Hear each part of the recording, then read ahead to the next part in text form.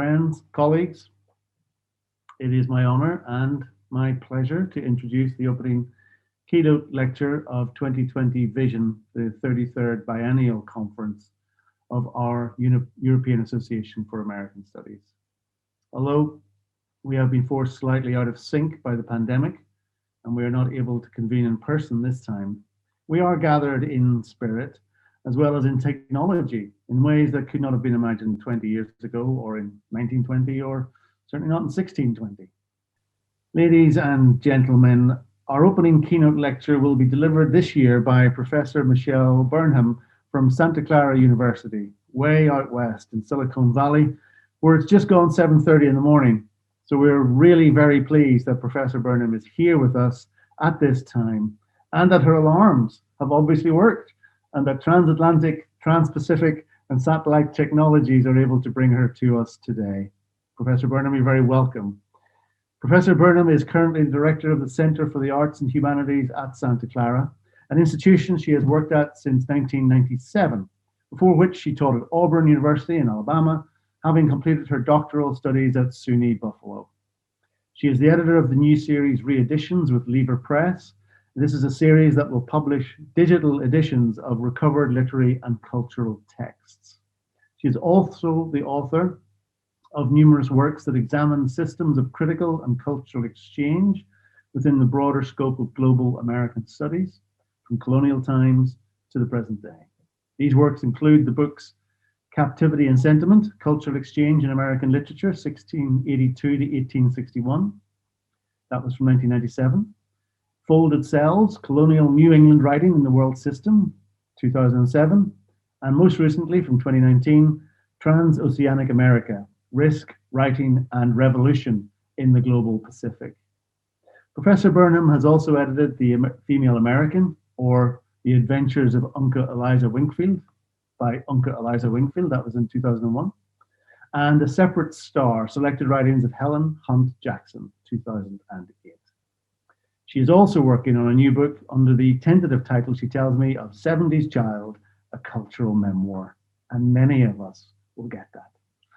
Professor Burnham's most recent monograph, Traverse Seas, and particularly the Pacific Ocean, as well as multiple generic categories such as travel writing, 18th century novels, and related questions of gender, race, and place.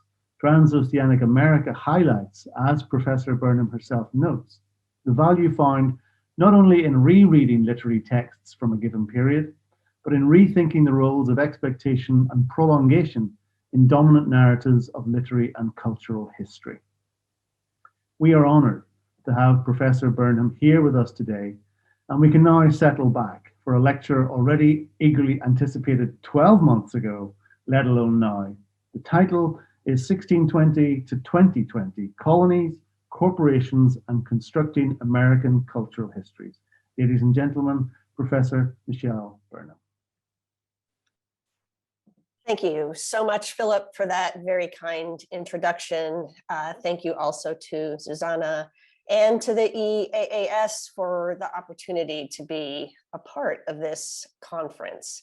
It truly is an honor to be here. I'm going to go ahead and start my screen sharing. There we go.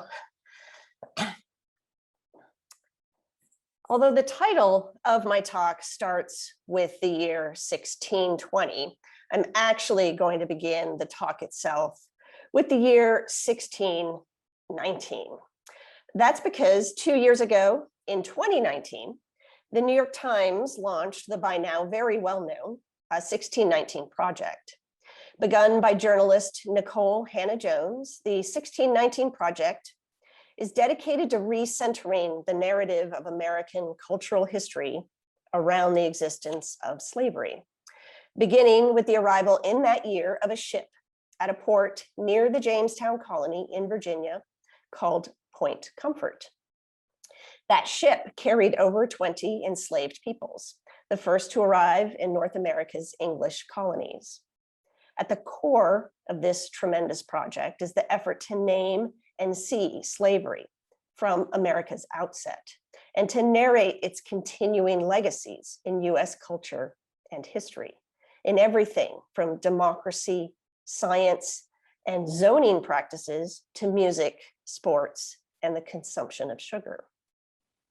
A recent article by Michelle M. Wright, published in the journal American Literary History, describes the 1619 Project as an effort to drop kick 1776 from its organizing role in the public imagination of US history.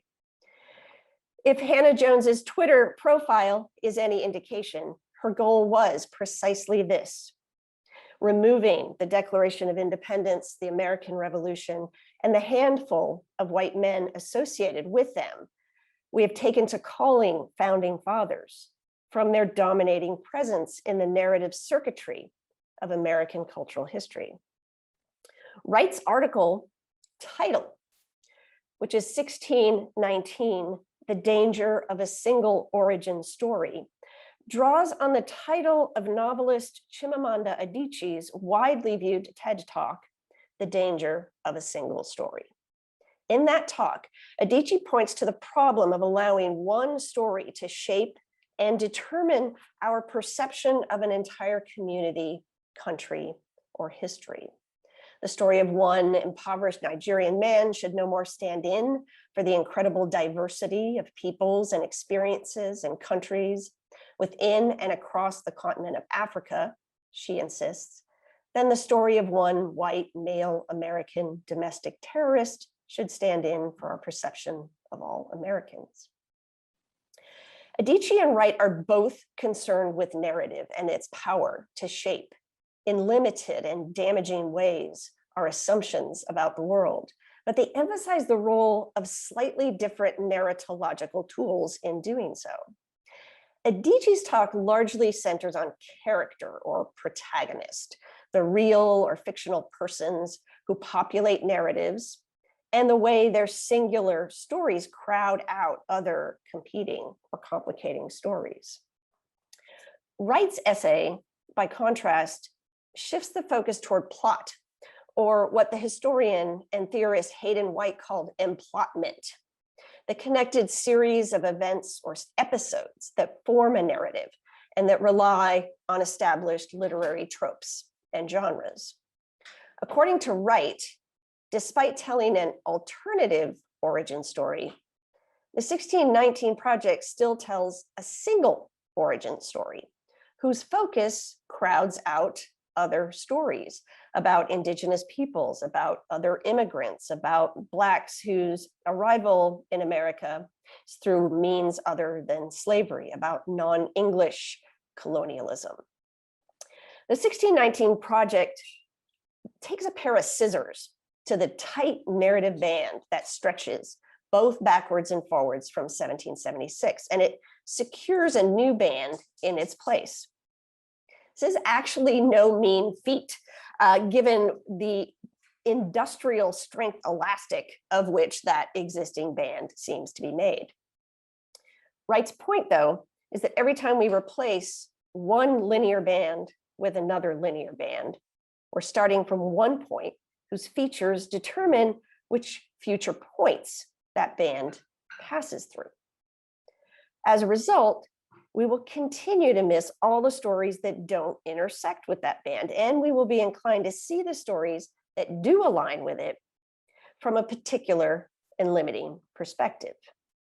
When the large, messy, contradictory, and unfinished historical archives are transformed into one historical line that has no holes or conflicts, we face not only the danger of a single origin story, but the danger of a linear story. Scholars working in American literary history of all periods have been challenging this traditional narrative for decades. But that work has predominantly adopted Adichie's strategy of multiplying protagonists by recovering marginalized voices, forgotten texts, and alternative literary traditions that counteract the danger of a single story about America. Increasingly, I've begun to wonder if we have underestimated the power of emplotment to resist the cumulative effect of such multiplicity. It's not been enough to multiply stories about America, because the 1776 narrative band, as I describe it in my recent book, Transoceanic America, exerts what amounts to a gravitational pull in our stories of American history and literature, often yanking efforts at alternative perspectives back into more familiar temporal and spatial terms. And of course, 1776 doesn't just shape the narrative of events, people, and perspectives that come afterwards. It shapes the narrative of events that come before it in the period of colonial American literary and cultural history. And scholars in my field have been grappling for decades with the way the retro-determinative force of 1776 has worked cultural history of the colonial period in literature anthologies, historical textbooks, and syllabi that continue to be saddled with texts, writers, and episodes often cherry-picked for their ability to predict what in that period would have been nothing less than an unfathomable narrative about the nation, its independence, and its purported embrace of freedom.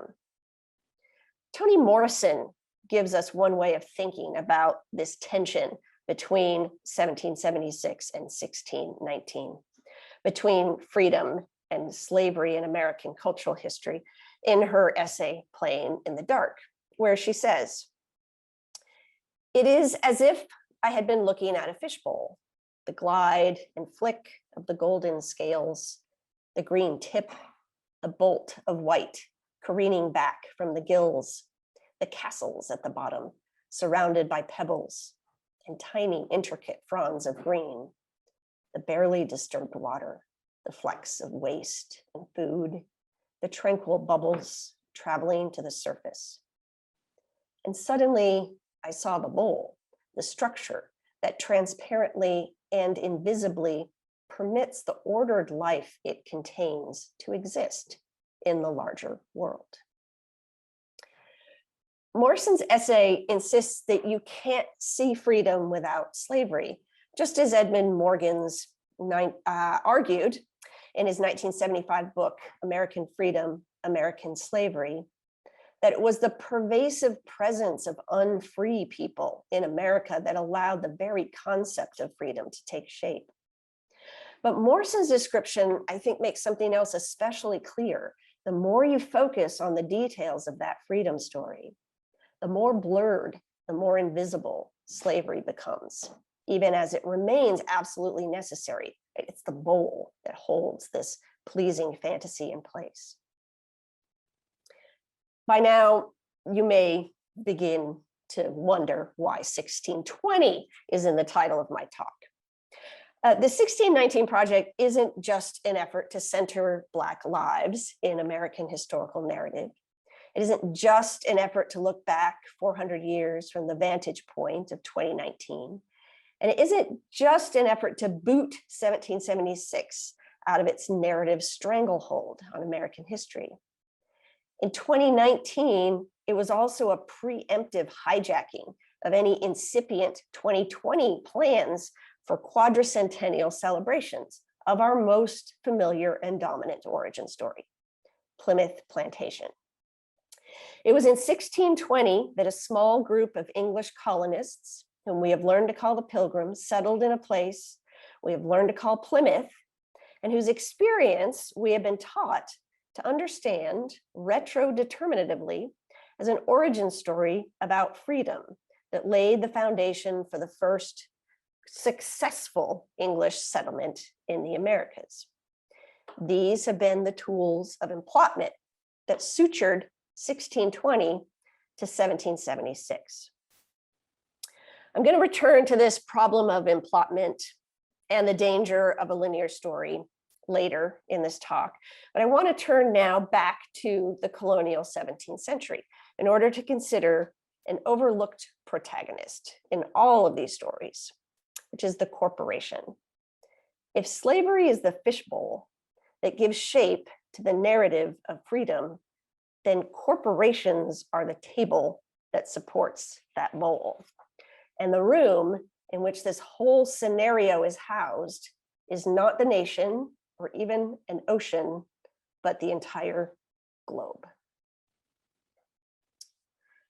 The field of American literary studies was inaugurated in the 1960s by the pioneering Harvard University-based work of Perry Miller and F.O. Matheson, which perhaps accounts for why New England has always had an outsized impact on narratives of American literary and cultural history. This is a slide I've taken from the Digital Humanities Project at Washington University in St. Louis called Early American Anthologies. And this is the result of running a search on Norton and Heath anthologies up to the year 1820, showing in blue how many of the writers included are New England versus those that are not. And as you can see, right, we've basically moved from about 45% of it in the first Norton edition to 40% in the most recent one. When I wrote the book Folded Selves, I was interested in finding what got left out of this existing single story about the colonial origins of American literature. And that project began for me with a close reading of the entirety of William Bradford's Diary of Plymouth Plantation.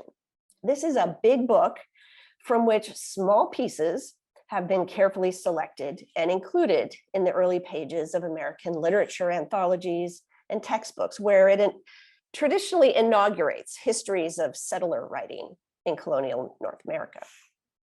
Now, everyone recognizes some of those excerpts: the departure of a small band of English religious dissidents from Holland on the ship, the Mayflower, the drawing up of the Mayflower Compact, the short account of the so-called First Thanksgiving.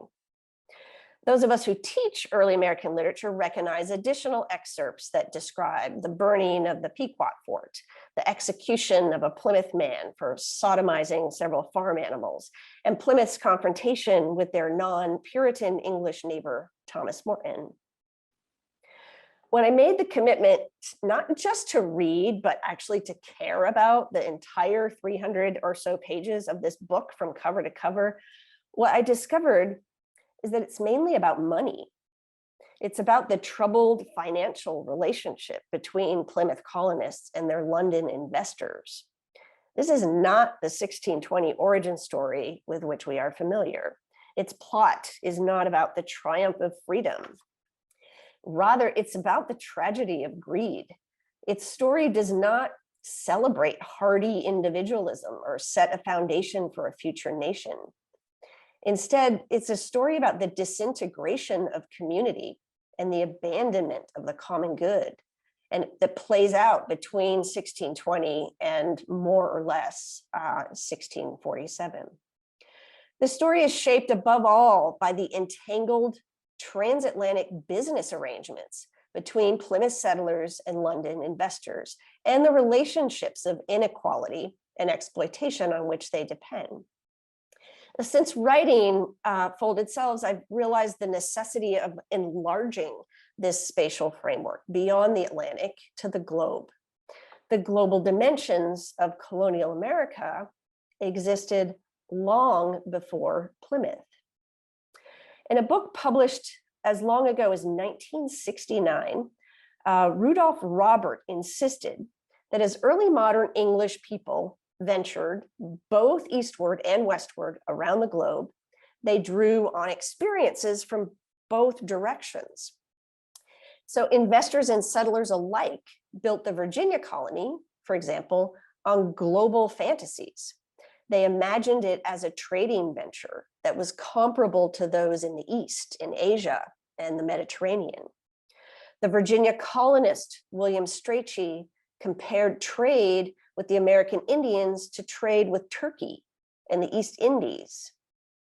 Lewis Morgan, who was the first minister on Providence Island, and that was an English Puritan colony off the coast of what is now Nicaragua, imagined growing cloves, pepper, nutmeg, and mace. He was explicitly promoting the colony as an alternative to East Indian commerce. Another Puritan, Robert Hunt, modeled the Madagascar colony of Asada explicitly on the example of Barbados, where he had earlier lived, but he also compared Asada to English Virginia, Portuguese Goa, and Dutch Batavia. English Atlantic plantations everywhere were actively imagined within a global world of transoceanic trade. Now, tellingly, Robert's book is a history neither of early America nor of English colonialism, but of the chartered company. The English colonies of Plymouth, Virginia, and Providence Island that I've just mentioned were all companies, as were Massachusetts Bay, Dorchester, Bermuda, and more. North American colonialism shared these corporate foundations with English efforts around the world.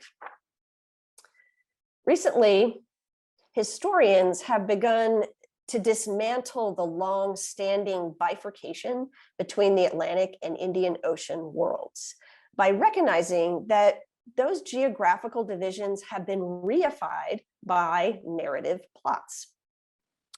A story of English colonialism in the Atlantic world has been falsely separated from a story of English trade in the Indian and Pacific worlds.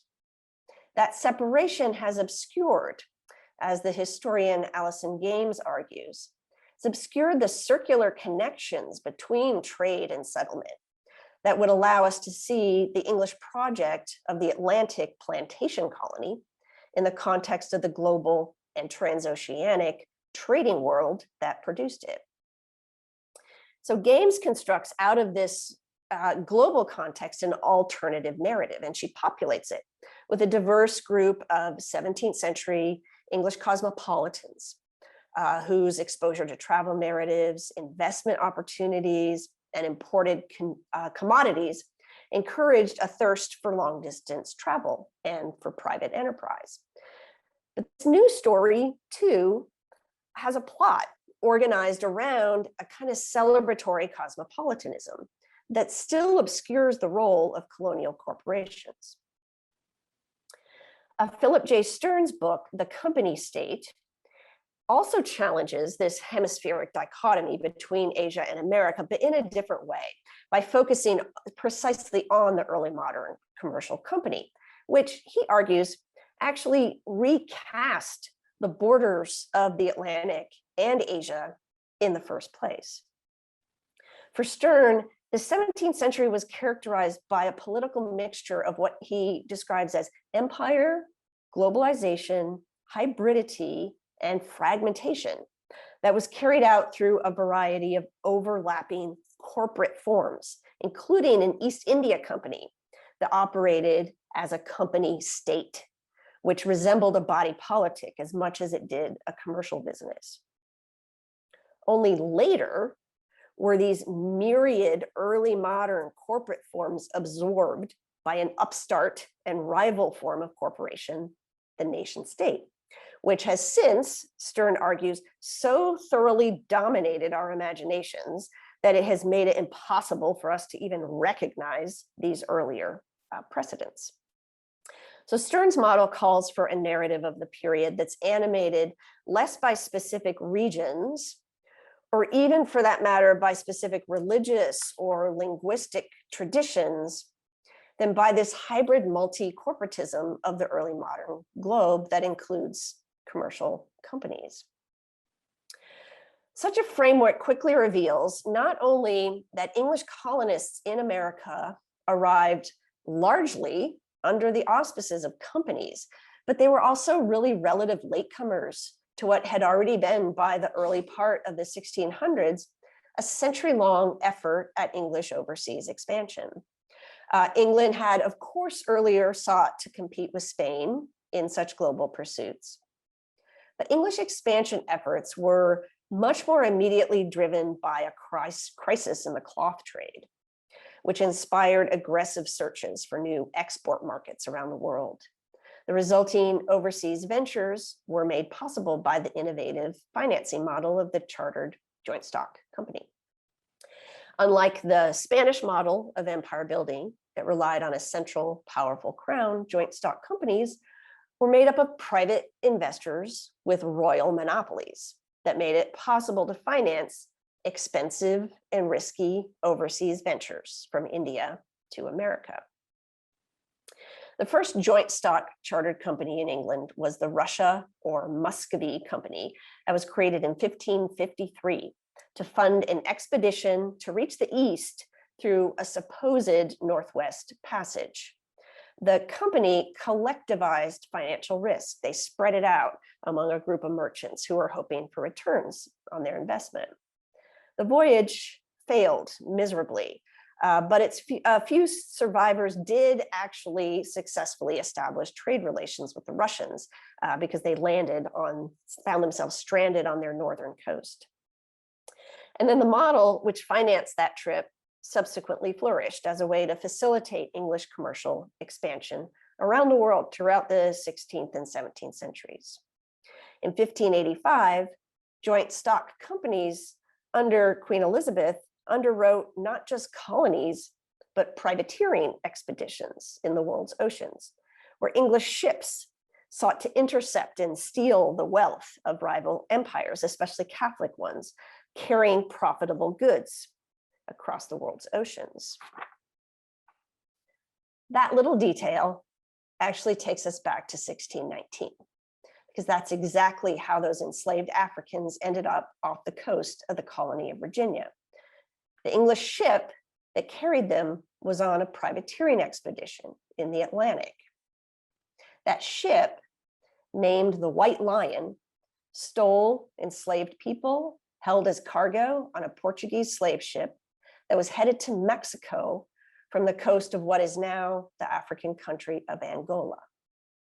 That English privateering ship, the White Lion, was owned by Robert Rich, better known as the Earl of Warwick.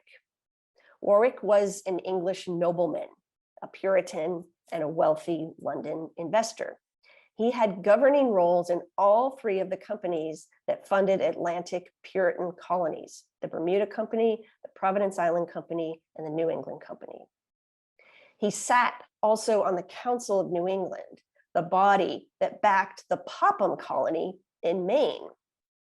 And Mary Mount's Thomas Morton, it actually emerges from the really complicated history of that enterprise. That's a history we easily miss if we only read the excerpts rather than the entirety of William Bradford's diary. It was Warwick who combined the land grant from the defunct New England Company with the assets of another previously failed colonial project called the Dorchester Company. Warwick later would become governor of the Bermuda Company. He coordinated relations between it, the Providence Island Company, and the Massachusetts Bay Company. He invested in all of these companies while simultaneously holding stock in the East India Company. He was also a patron of the Puritan minister Thomas Hooker, who established the colony of Connecticut. So Warwick's fingerprints are all over the English colonial project in the Atlantic world, but they're also in the Indian and Pacific Ocean worlds. Warwick's investment in and leadership in multiple joint stock companies at once was common practice. So take the example of Sir Thomas Smythe, another wealthy English nobleman and investor. He was governor of the Muscovy Company, governor of the Levant Company, governor of the East India Company, and treasurer of the Virginia Company.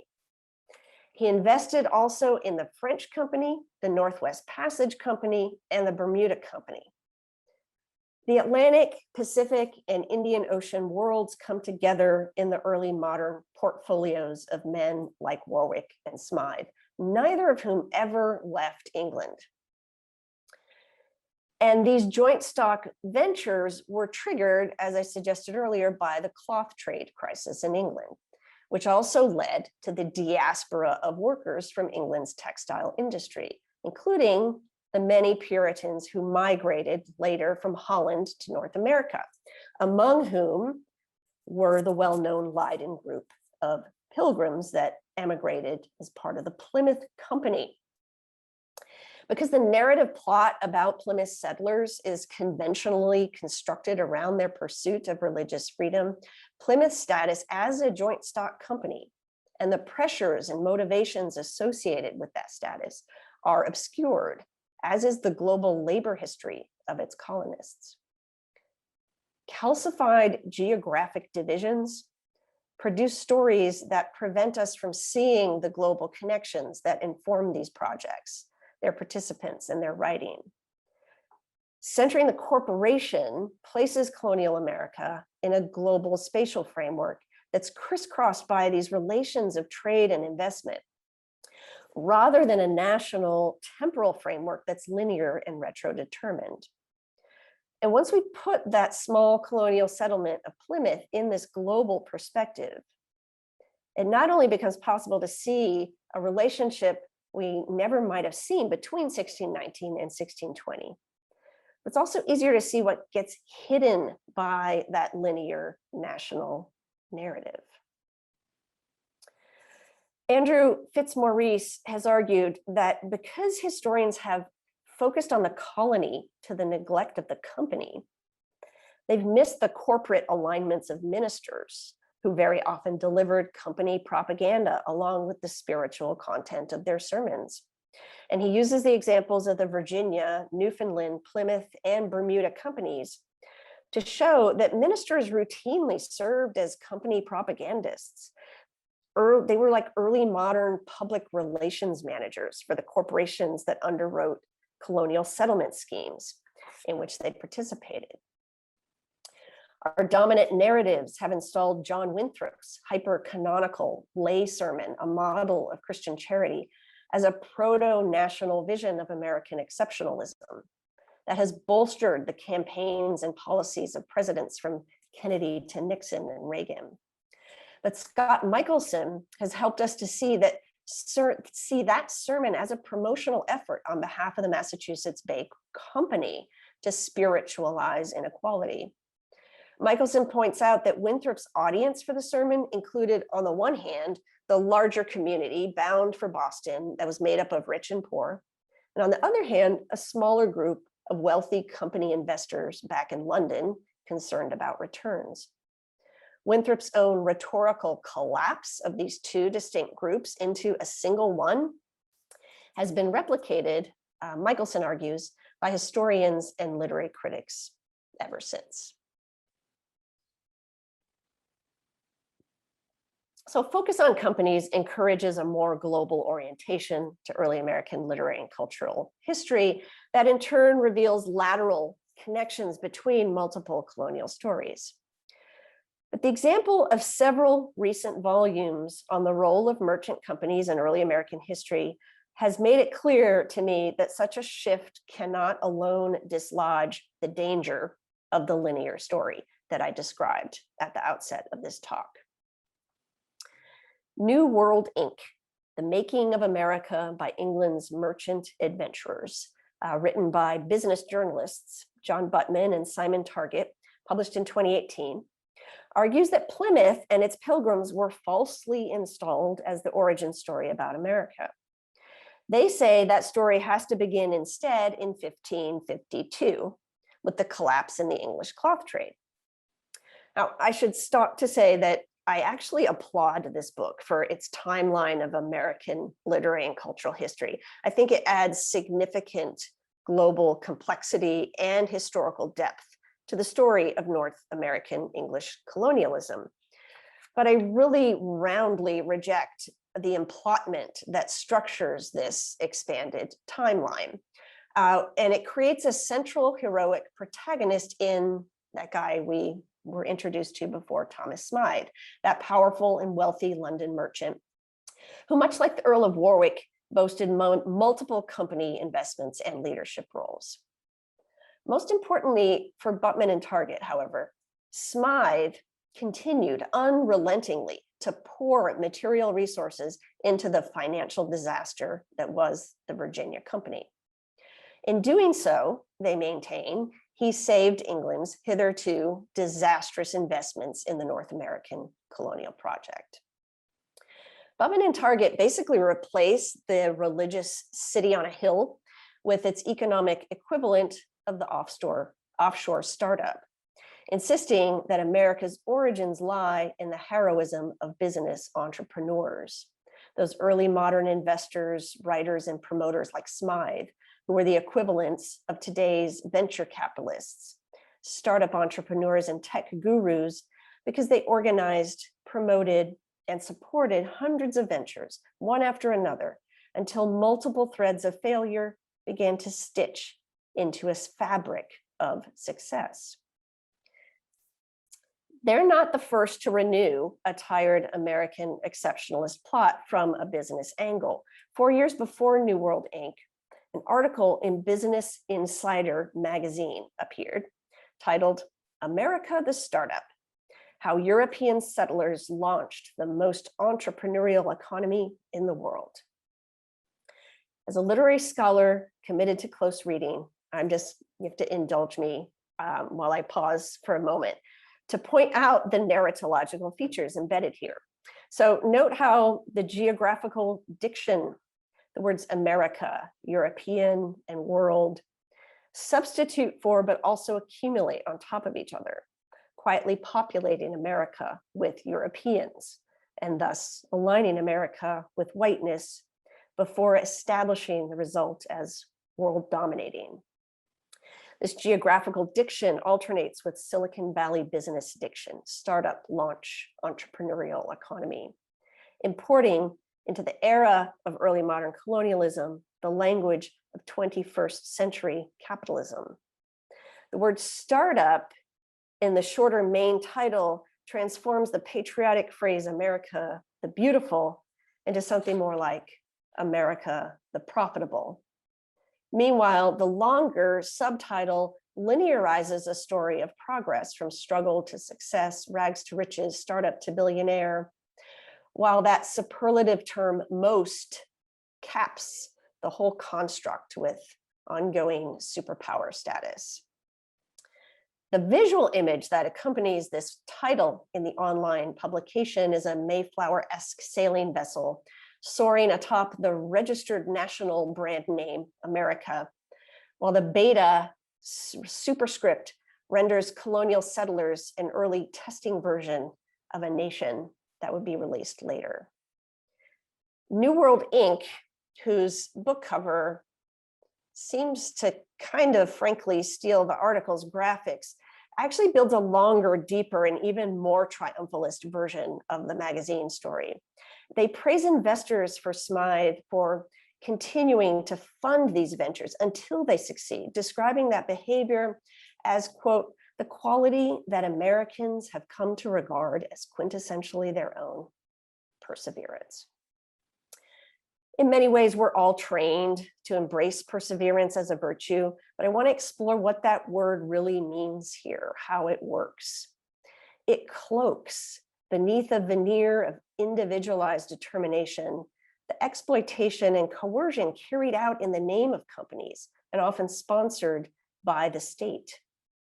One good example of this narrative practice appears in Butman and Target's early telling of the story of Robert Kett. So Kett led a rebellion in England in 1539 against the privatization of land through fencing enclosures, protesting rising inequality, protesting what the writers describe as the avarice of the 2% who governed the 98%. Kett's rebellion was finally quashed by John Dudley, who publicly executed and dismembered its participants. Butman and Target explain that Dudley had little choice because Kett refused to surrender. Dudley had little choice, they say, but to murder and dismember the rebels. The unstated implication in that sentence is that one way or another, the rebellion had to be suppressed. Why? Because the whole plot of their story, which they present as the story of America, depends on the inequality and privatization that Kett and his allies were protesting. The only reason the Ket Rebellion appears in New World Inc. at all is to introduce Dudley, who's cast as the mastermind of the group of London men who plot England's escape from economic disaster in the wake of the cloth trade crisis. Dudley's the beta version of Smythe. It's Dudley who recruits Sebastian Cabot to lead a quest to reach Asia in a venture organized through the mechanisms of a joint stock company.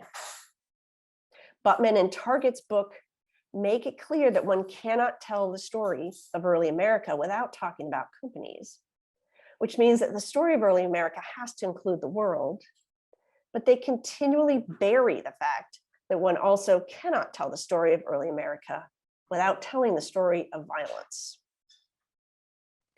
In her award-winning history, New England Bound, Slavery and Colonization in Early America, Wendy Warren identifies 1638 as the moment when the first known slaving voyage to and from New England took place. It was the year the first enslaved Africans arrived from the West Indies to New England. It was also the year that the first enslaved Native Americans were shipped from New England to the West Indies. Warren goes on to observe that in 1638, quote, only 8 years after the founding of the famed Massachusetts Bay Colony, less than 2 decades after the celebrated Pilgrims founded the equally mythologized Plymouth Colony, an enslaved African woman on an island in Boston's harbor was anguished because another slave had raped her upon their mutual owner's orders so that he might own a breed of Negroes, end quote. Warren's sentence sets the traditional 1620 origin story with its famed, celebrated, and mythologized features against a 1638 story about the enslaved, the anguished, and the raped. Her book, which unearths the long overlooked history of slavery in colonial New England, also unearths the often brutal violence which the traditional emplotment of the 1776 story prevents us from seeing. In her recent book, Invisible Masters, Gender, Race, and the Economy of Service in Early New England, Elizabeth Cheppy gives us a way to rethink the Weberian alliance between Puritanism and capitalism by recognizing the critical role played by racial slavery. Cheppy shows that the virtues of industry and frugality that were associated by Weber with capitalist spirit were actually forged in the master-servant lived metaphors of vocation. She demonstrates that the act of self-service, which was seen by Puritans as a disdainful vice, got transformed into the practice of self-mastery, which is associated with admirable virtues of independence, resiliency, self-reliance.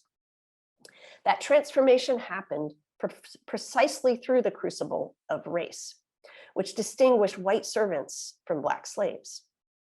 The spirit of capitalism is not just the spirit of self-mastery then, but the spirit of white mastery over non-white others. And what we really mean by spirit here is therefore also something closer to violence and oppression.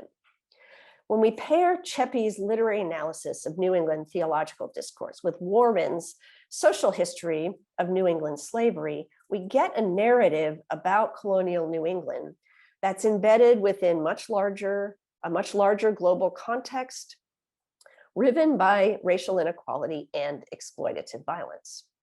It conjoins 1619 with 1620, with 1638 in a narrative that's more lateral than linear.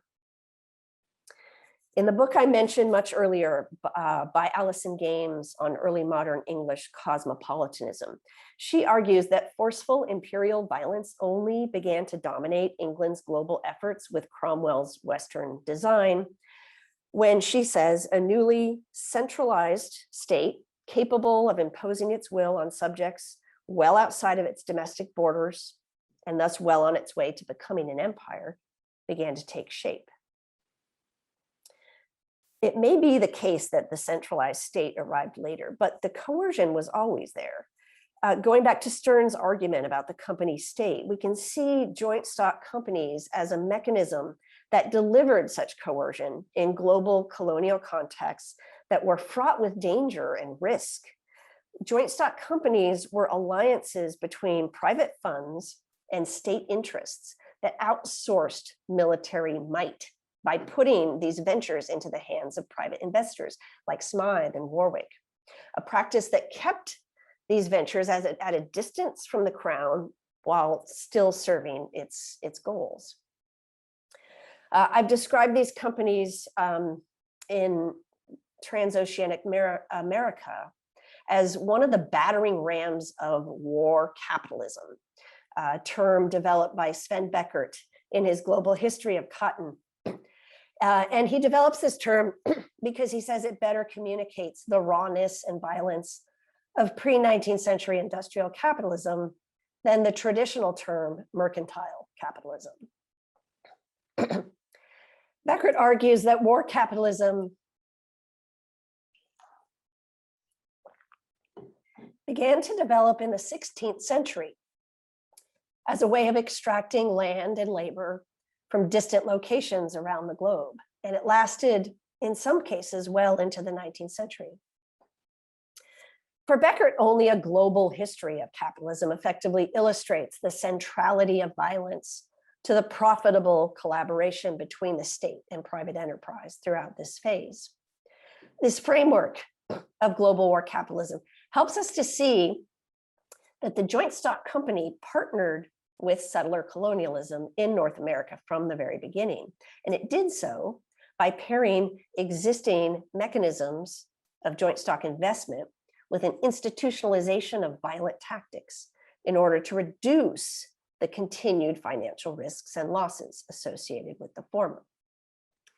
This is the table that holds up the fish floating and feeding in its bowl. And this is the dynamic that we're prevented from seeing by celebrating perseverance and spirit as forms of American exceptionalism.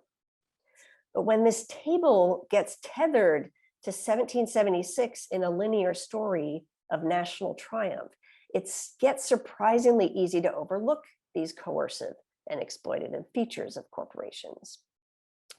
The first chapter of legal scholar Adam Winkler's book, We the Corporations, is titled, In the Beginning, America Was a Corporation. Winkler nominates the Virginia Company, the Massachusetts Bay Company, and the East India Company as this trio of corporate founding fathers, whose influence reaches from the colonial period to the Revolution and the Constitution. Winkler associates Virginia Company investors, who included such men as Francis Bacon and Thomas Hobbes, along with men like Warwick and Smythe, with a willingness to take risks, like today's venture capitalists. Winkler makes Thomas West the hero of his narrative, much as Buttman and Target make Smythe the hero of theirs, and for the same reason, for being rich men willing to pour even more of their considerable wealth into disastrous colonial projects in an effort to recoup their deep investments. This narrative dematerializes and disembodies risk by financializing it. It's important to remember that those investors were not the settlers. The passengers on the ships that landed in what we now call Virginia in 1607 were mostly servants who were under the direction of the company and the council in London, just as Plymouth's colonists were subjected to the decisions and directions of London investors and governors. The troubling relationship between those who risked their money and those who risked their bodies is in some ways the actual subject of Bradford's book of Plymouth Plantation. Winkler sees some of this, but he confesses that, quote, the corporation that brought democracy and Thanksgiving to America also brought more nefarious practices, including human trafficking, even before the first African slaves arrived, end quote. Winkler's referring to the fund established by the Virginia Company to pay for the shipment of women to the colony. Bernard Bailyn describes these women as largely unmarried orphans in their early 20s or late teens who were either servants or unemployed and who were adrift in a patriarchal world. When these women arrived in Virginia in 1620 and 1621, they were sold to the highest bidders in an effort to ensure the financial success of the colony by encouraging its men to stay and to labor. These women, their arrival on a ship actually followed a series of earlier shipments of children sent to be a source of labor.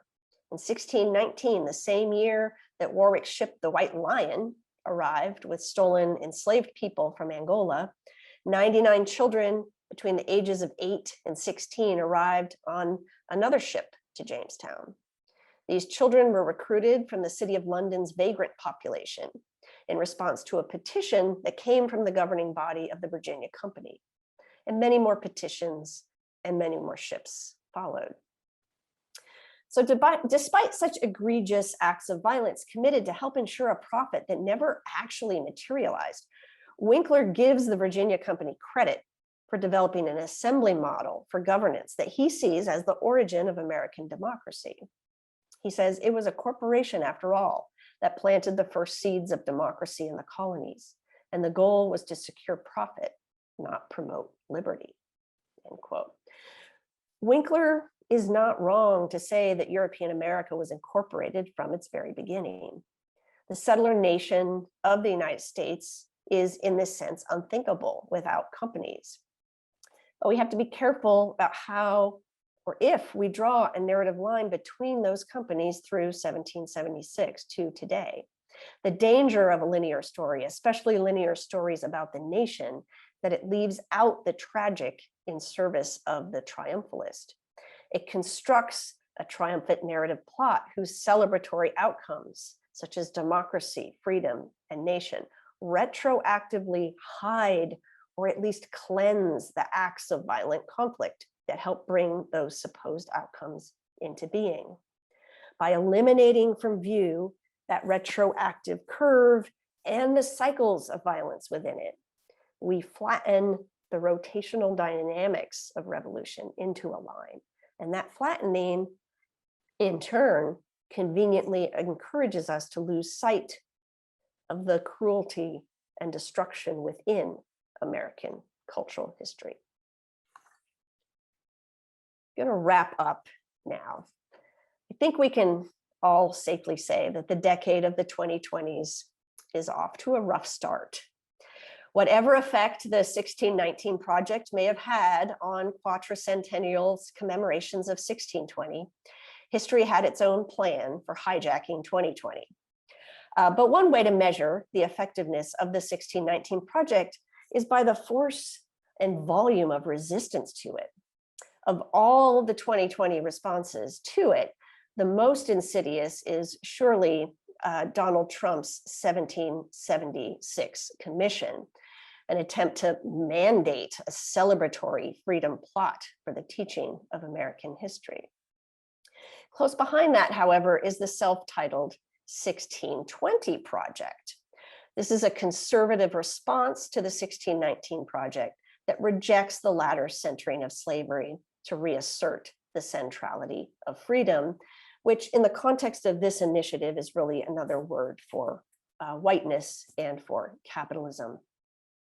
It's no surprise that the organization that hosts the 1620 project, this vaguely titled National Association of Scholars, also endorsed Trump's 1776 commission.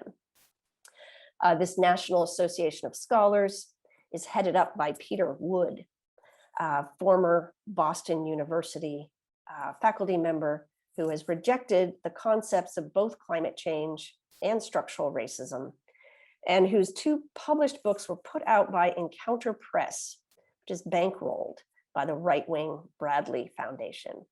He's also associated with the Heartland Institute, a free market think tank that's also funded in part by the Bradley Foundation, by the Koch brothers, and by a long list of corporations.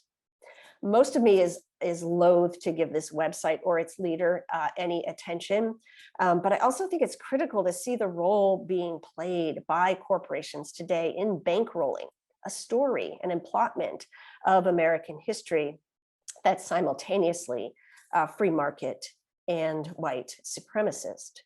The dehumanization of women, of Africans, of poor people, of indigenous people at the hands of corporations whose claim to the status and rights of human people has a long legal history, which Winkler's book unfolds, and it's been most recently consolidated in the Citizens United Supreme Court case. So I'll end instead with a slide from the 1619 Project and suggest that perhaps in 2021, we can find ways to reconfigure the past, whether we start in 1620, 1619, 1638, or 1522, in more honest ways to help us better understand where and who we are now. Thank you. Thank you, Michelle. That was incredible. There's so much in that. There's so much, and I'm going to annoy people by taking up the next 2 hours, but I'm not. I'm going to go to the Q&A first because we have to hear from our floor. So let me see if we've got any questions coming in. Okay, so Miroslav has said, despite increasingly more dislike towards such ideas as trickle-down economics, as best illustrated by President Biden's State of the Union address 2 days ago, the tragedy of greed, as you called it, still is very much visible. How can the US change this when some Americans, particularly libertarians, strongly hold on to the myths of freedom that take root in the colonial era, and which often refers to ideology of the American Revolutionary, as illustrated by the use of the Gadsden flag? Do you think that Americans are ready to abandon the specific and peculiar ideals of individualism, rugged but not only, that continue to be omnipresent in American culture and thought? Yes, my description of that narrative band as being made out of some kind of industrial strength elastic is exactly a recognition of just how deeply and fiercely and tightly held that particular fantasy is. And in some ways, what I'm trying to surface and grapple with in this talk is how to counteract it. And my attempt has been here to sort of come at it from the direction of plot rather than sort of theme or protagonist, so that we might, I guess my answer to the question really is that I don't know if people are willing to let go of it. For me, the better question might be how we can encourage everyone to see it from a different perspective that results in the letting go of it. Because otherwise, I think we're just caught in a binary battle between freedom and slavery and 1619 and 1620 that isn't necessarily very productive. Surfacing the Earl of Warwick and the links between 1619 and the arrival of those enslaved Africans and 1620 and the Pilgrims and the Puritans was, for me, a way to try to just cut across that division in a way, right? Really, what the narrative is like freedom and slavery are two sides of this one story. And I think we need to just find a way of not just turning it one way or the other and fighting about which side we're going to look at, but just rip it open this way somehow, right? So that's kind of what I'm grappling with. Okay, cool. I shall move through some of these. Larissa, who is over in Russia. Hi, Larissa. Haven't seen you in ages. Could you please comment on the recent TV series Jamestown in the light of your approach? I would love to, except that I haven't seen the recent series Jamestown. So somebody else is going to have to do that for me. Okay. Let me see. Agnieszka, thank you for a brilliant lecture. What is your assessment of Jill Lepore's very popular These Truths? Which origin story or stories does it tell? Yeah, that is a good question. And I have read a few reviews and commentaries on Lepore's book without having read that entire book myself. You know, this is actually one of those moments, Philip, where Zoom, the Zoom format is not helping out the dialogism of the Q&A, because I would love to ask these two last folks to kind of share more from their own perspective, which would really, I think, help us have a conversation about them. But what those two questions are highlighting, it seems to me, is just how many cultural productions are circulating currently in our present moment around these questions of emplotment and how we understand American cultural history, how we talk about the story of the past and its connection to the present. And again, I'll just emphasize that though every time we turn that into a linear story, there's something very attractive and appealing about it, but also something very dangerous about it. And if we can build the sort of critical muscles to become wary of that linearization, I think we will be better off.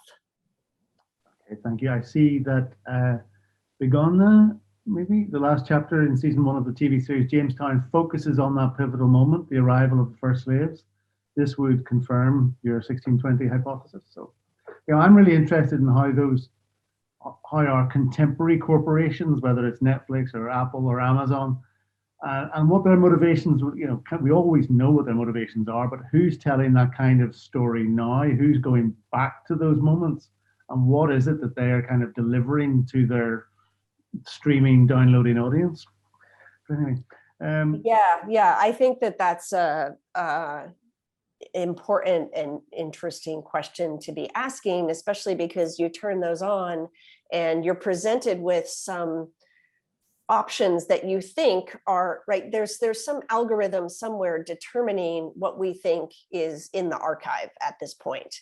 They're sort of replacing libraries in some ways. So it's not just through their programming, but it's through what they present as available to us as narratives that become a problem. Yeah, no, that's true. We could talk about that for ages, but there's a lot of questions coming in. So I'm going to go to Gordon. Gordon has a question about what he sees as the unspoken background of your really extraordinary talk. We share a belief in the fundamental dignity and equality of all human beings because they are human beings, and yet this is not an entirely conceivable idea in the early modern era. My concern with all of the dates here, 1619, 1620, 1776, is that none give us an adequate origin story to our belief in the fundamental dignity of all people. Are dates then the best way of approaching this question? Quite possibly not, right? Because they do limit our perspective by putting us in one particular scenario at one particular point in time. I ended by trying to multiply the dates and suggest that we look at the way the dates might be connected with each other and kind of tried to pull some colonial dates together so that we're not necessarily trying to draw lines between the past and the future. But I like very much the idea of thinking beyond dates. Although the alternatives to them may land us ultimately with the same problem, right? We could replace a date with a location. We could perhaps replace the date with a story, but it's about the emplotment. It's about the connections between the dates and between the places and between the stories, where we begin to build these tight bands that are limiting. Yeah, and I'm like, I was really fascinated listening to your talk and thinking about that sort of non-linear aspect and more about the sense of circulation that these kind of commercial enterprises would be interested in. I see Carmen has asked a question. Would you say that Bharati Mukherjee, with her novel The Holders of the World, as early as 1993, already predicted the economic perspective of early America, since she also focuses on the East India Company to show that there was more than just Puritans and slavery in early America? Again, I don't know if I would necessarily say that particular book makes that kind of prediction, but books like that are unearthing that history and those archives, I think, are incredibly important. And if we think about, right, sort of more recent books like that, we can actually, potentially construct different kinds of literary histories that would then populate earlier periods very, very differently. So I kind of like the idea of establishing, right, sort of multiple. One of the problems as far as, right, sort of teaching American literary history is that we're trapped in our anthologies sometimes, and the anthologies really over time, just increasingly, I see them as having barely changed. And there are also just there really are barely alternatives to them. And sometimes I feel as if we should just abandon the entire genre of the anthology and just go into a sort of a mode of archival exploration, which you could do with a book like that, right? Start with what kind of a literary history would you create if you started with that particular novel? What else would you populate it with? But also, we really just need some radically alternative literary histories to take anthology form. Yeah, no, I was really intrigued by the information data coming from the anthologies that you had earlier. But I will go back to the questions that are still coming in on the screen. Ilka, thank you for an insightful presentation. You did touch upon the relationship between companies and religion.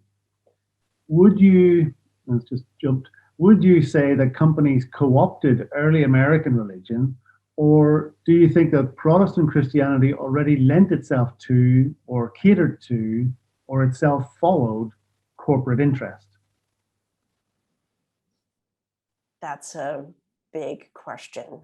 It's a massive question. That's a great question that I'm finding myself having to muse on in the moment here.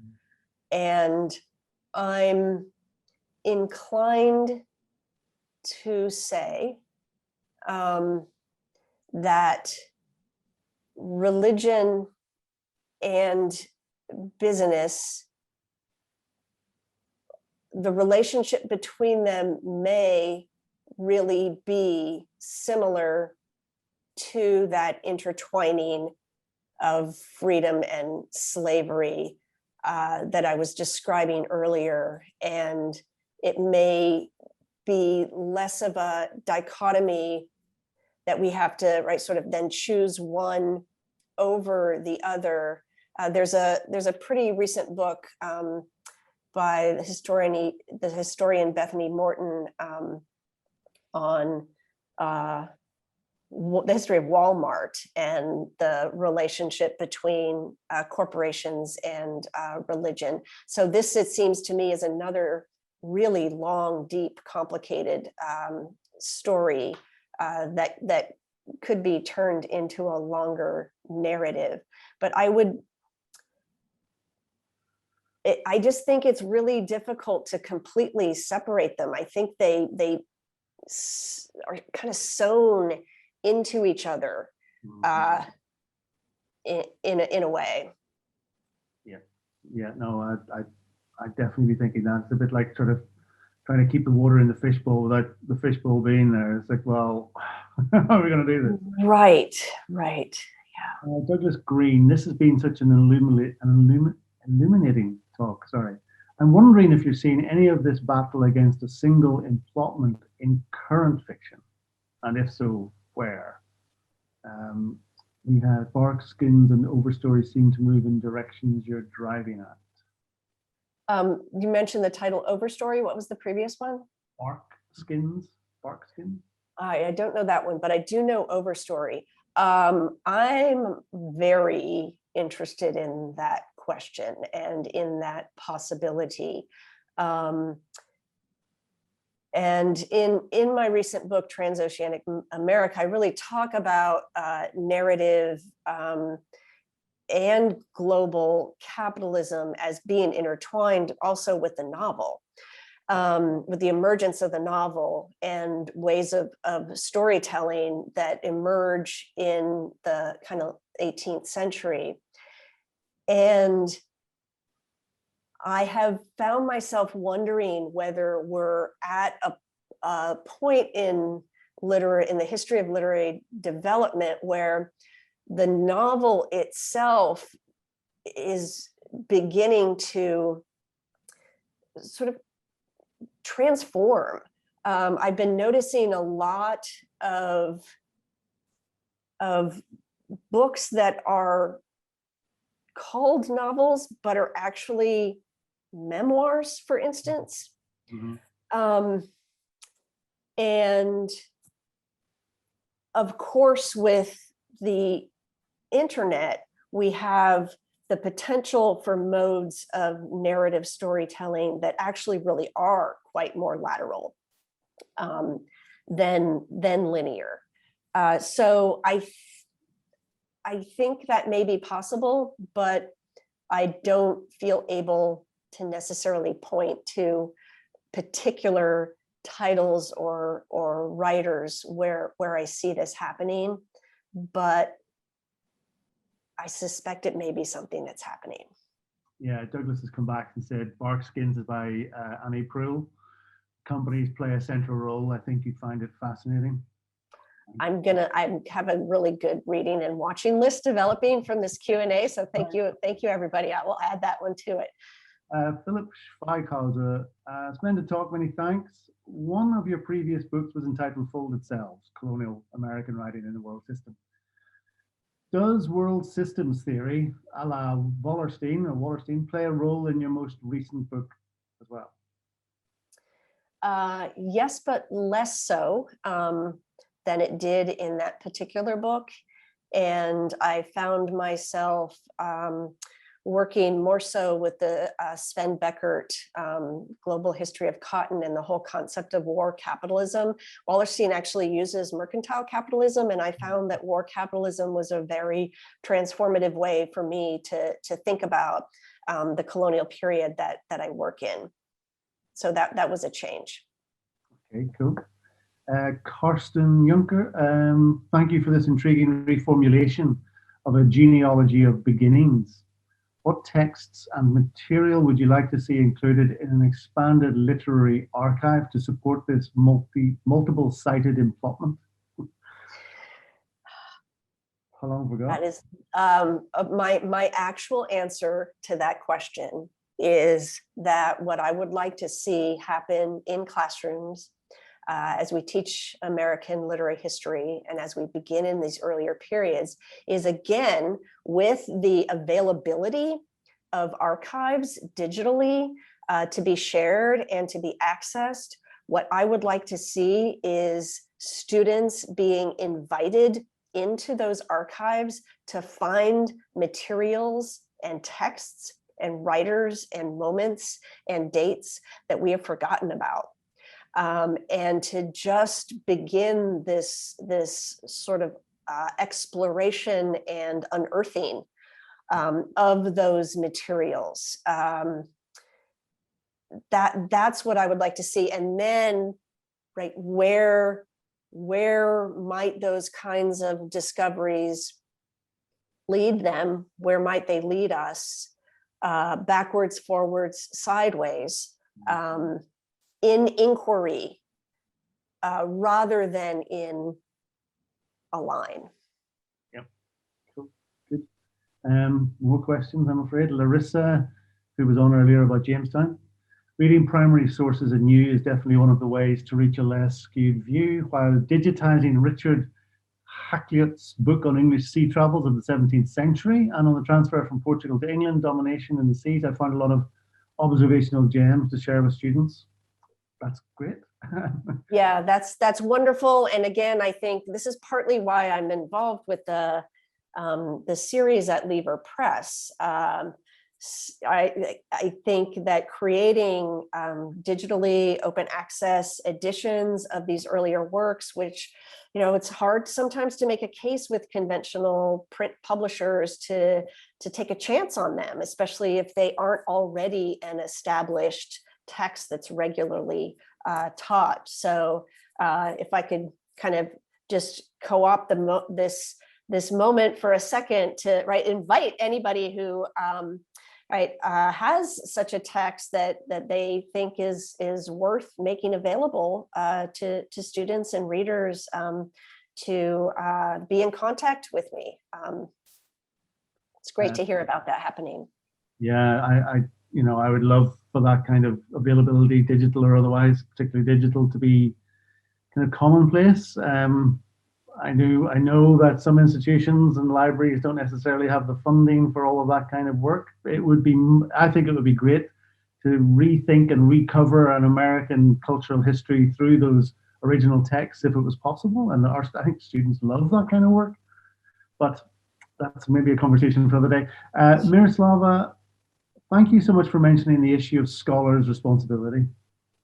Who can or is ready to counterbalance the activities of academics like Peter Wood and institutions like the NAS? We are. That's our responsibility. And we need to take it on, I think. In there's a really weird use of the word scholars and scholarly in some of this material that I was noticing. The title, I'm not going to pull it up again, I don't have it in front of me, but the title of the 1776 commission was something, has the word scholars in it. And that National Association of Scholars, this is a battle over language. It's a battle over words, and what they mean and how they're being used, as much as it is a battle over plot and emplotment. And I think it's important to call, there's a tendency, I think, to make fun of some of this stuff and to laugh it off, and also to not really give it too much attention, which I sympathize with on the one hand, but once you really begin to pursue information about who these people are, and especially about who is funding them and who's funding these initiatives and underwriting them. I mean, really, we're back in the same question about corporations and narrative. I think it needs to be called out. Yeah, I think who's funding the Arizona recount? The web ninjas, it's crazy. Cecile Heim has quite a long comment here. So thank you for this fantastic talk. Throughout your talk, I kept being reminded of Tiffany Lethabo King's The Black Shoals, which elaborates on the shoal as physical, maritime, and theoretical space to bring together Black and Indigenous conversations on settler colonialism and slowing down, as shoals have slowed down, slave ships and trade voyages, and to complicate settler narratives. I thus wonder how attention to the environment and its dominating cycles inform and or complicate the retelling of historical and theoretical narratives. There's more to it, but I'll stop there. Yeah, I thank you for that question and really for that comment. I love that idea of the shoals, and as Philip, you were reading it and describing it, it occurred to me that maybe that's an alternative to a date, right? For a kind of ecological formation like that. I wasn't able to include it in my talk, but at the very end of my book, Transoceanic America, I take a diagram from another book, right? Sort of outlining how narratives of, novels or literary history are constructed.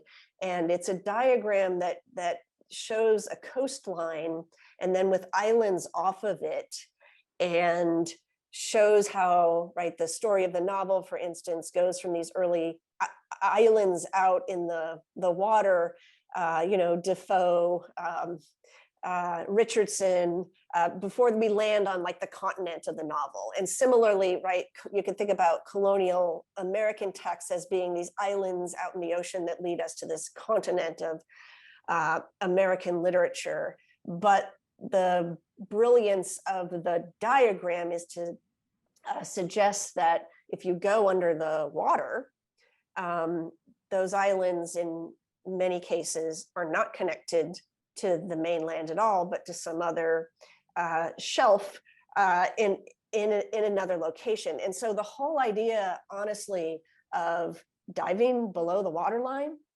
which is really what I'm talking about when I talk about doing the kind of archival exploration, just get off of the surface where we're being prevented from seeing all of this ultimately, right, kind of discarded literary history that has been thrown off the ship because it was not seen as connecting up right, or having the right aesthetic features or whatever. Let's just dive in the water and begin to bring things up. So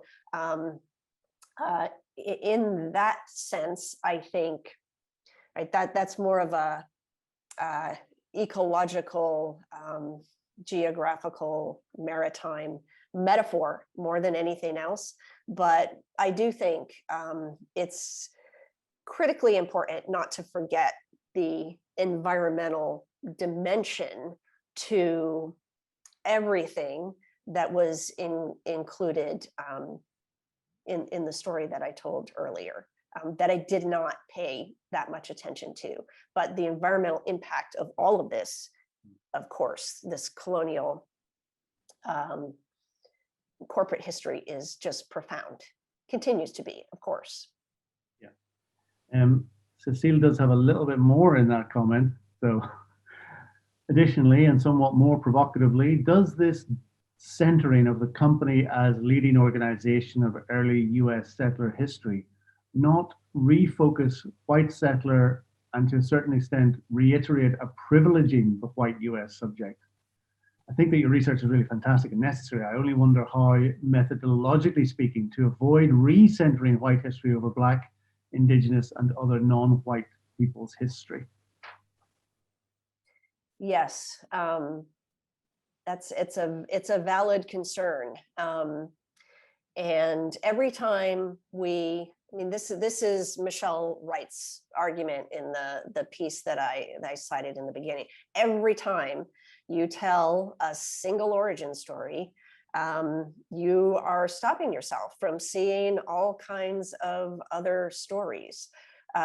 So that was kind of why I was trying to resist presenting just another origin story and encouraging, right, a kind of lateralism to the way we explore narrative construction. Yes, I agree that it would be, and we've seen all kinds of examples, right? The New World Inc. There's all kinds of ways of centering the company that are awful. So there are many, right, sort of dimensions to how we put these things, we put these stories, these narratives together, and there's a lot to resist and a lot to continue to remind ourselves about. I think, as we embark on them. So I suppose I submit the corporation as a focus to help us see some of the things we haven't been able to see in the other stories, but I don't submit it as the only alternative, or to take the place of the 1619 project, which I think is really, really important and powerful. I couldn't help thinking while I was listening to you in your talk, and also in the answers you've just been giving, Michelle, of Elizabeth Bishop's poem Crusoe in England, in which she repositions Crusoe back in England after he's been rescued from his island, and how the island and the construction of the kind of archipelago of different influences and the volcanoes and of his memories, and that sort of confluence of different trades and commercial interests that he has with him, how that kind of mapped on to part of what you were doing in this, where your discourse about these companies is kind of within this fluid motion of commerce and commercialism in this period. And it's an intriguing area of, like, how long have you been? What I also want to know is how long has this taken to get to this point? Because there's so much detail in this within that sort of massive ocean of interests. How long has it taken? Well, everything builds on everything that came before, in a way, right? I guess it's taken that. My answer is going to be the whole time. It's taken the whole time. Each of my books have been really quite different from the thing that came before it. But the interests and the questions, and the commitments that connect them are less on the surface, I think, and they are about the construction of American literary history, and they are about the recovery of texts and traditions and voices. And so, even though I may change, I focus on a particular historical period or theoretical framework or genre, those are the things that are really tying it all together. And I guess just the only other thing to add is just try to follow the story. And it takes me in all these strange places. Just for this talk, I ended up on the site for this 1776 commission and the 1620 project. And then I thought, who is this guy? And I found out who he is, and I'm like, who's that? What's that foundation? And then, right. So, and none of that's linear. It's all lateral. It's all kind of diving under the surface of the waterline, but that's where all the connections are. I'm going to ask one last thing, and then I'm going to let us applaud your brilliance. But the image from the Business Insider magazine about the Europeans and the entrepreneurs and stuff, it was interesting that the flag on this ship was the English flag. And it's just kind of interesting. It stands, maybe because I'm Irish, it stands out, but it's like, that's interesting why they would put that flag and not any other flag on this. And I wondered, the whole Anglo-Saxon political culture thing that Marjorie Taylor Greene is spouting these days. And I just wondered whether there was some sort of subliminal messaging going on there with that flag, and quite where that might be going. But that was just a sort of sidebar. The great thing about close reading is there's always some other thing that you didn't notice, And I was actually wondering, I'm wondering if anyone else is going to see something in this. Like sometimes if you just pause and take enough time. So thank you. Yes, you're totally right. And I missed that. Yeah, Anglo-Saxon, whatever, that nonsense that's being created now. Anyway, okay, I think we're going to have to thank you most profusely, Michelle, for an excellent talk. Fantastic afternoon's work here and morning's work for you, obviously. So I don't know if we can applaud. I'm going to applaud you. So if everyone can somehow make their applause known, but thank you very much, Professor Burnham. Thank you, Philip. Thank you, everyone, for listening and hanging in on the long Zoom time. I've really enjoyed it.